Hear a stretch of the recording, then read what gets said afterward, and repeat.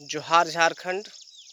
सावन के इस मन भावन पावन अवसर पर समस्त देशवासियों का अभिनंदन। यह मास भगवान भोलेनाथ की स्तुति वंदना पूजा आराधना का है, जो संपूर्ण विश्व को सुख शांति और समृद्धि प्रदान करने वाला है।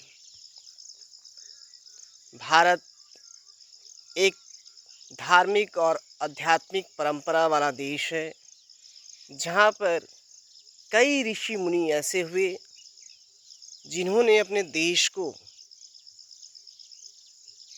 अंतरिक्ष विज्ञान, सामाजिक, आर्थिक और राजनैतिक सिद्धांतों का प्रतिपादन कर इस देश के लोगों को, भारतवासी को विकास करने में अपना महत्वपूर्ण योगदान दिया है।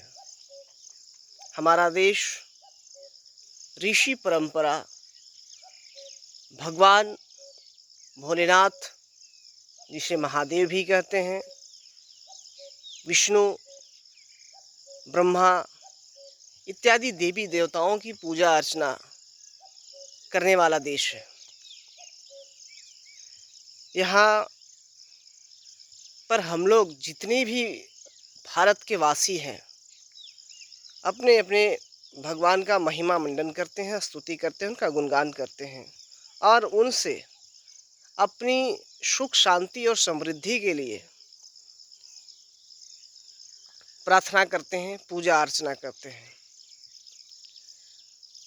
आप देख रहे होंगे कि आज सावन सोमवारी है।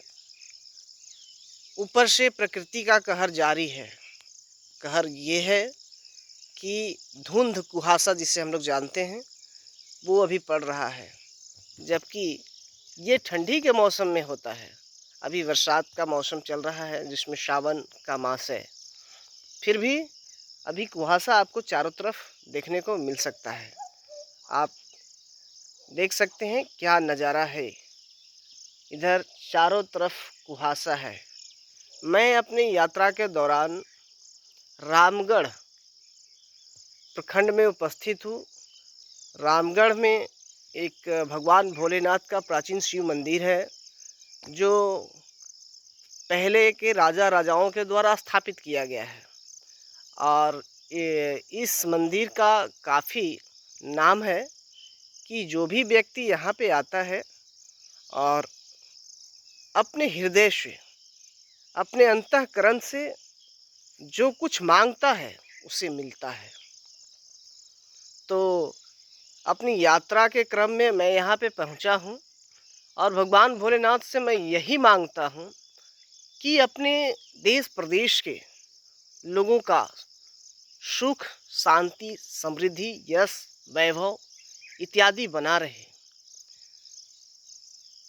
यहाँ के युवाओं को, यहाँ के जनता जनार्दन को जो लाभ चाहिए, जो हक अधिकार चाहिए, उन्हें मिले। यहाँ की सरकारें उन्हें दे। मैं भगवान से ऐसी प्रार्थना करता हूँ, ऐसी अर्चना करता हूँ। आप सभी जानते हैं कि अभी हमारे देश प्रदेश में रोजगार और पलायन का काफ़ी मारामारी है। ये कह सकते हैं कि यहाँ रोजगार और पलायन एक बहुत बड़ी समस्या बनकर रहती है।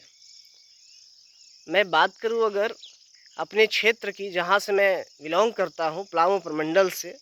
पलामू प्रमंडल भारत देश का, झारखंड राज्य का एक ऐसा उपेक्षित क्षेत्र है जहाँ पलायन की मार झेल रहे हैं, बेरोजगारी की मार झेल रहे हैं। यहाँ से लाखों युवा पलायन करते हैं, जबकि हमारा यह क्षेत्र संसाधनों से भरा पूरा है। कोयला, अब्रक, तांबा इत्यादि खनिज यहाँ पे भरपूर मात्रा में है, बावजूद भी यहाँ खनन नहीं होता है। सरकार की लापरवाही है या सरकार के जितने भी जो अधिकारी हैं, कर्मचारी हैं, विधायक है, मंत्री हैं, सभी अपना झोला भरने में लगे रहते हैं। जनता की ओर उनका ध्यान 10% भी नहीं रहता है, अपनी ओर उनका 100% रहता है। आप किसी भी डिपार्टमेंट में चले जाइए जहाँ पे आप भ्रष्टाचार का भेंट चढ़ सकते हैं, वहाँ आपको बिना दिए कुछ काम नहीं होता है।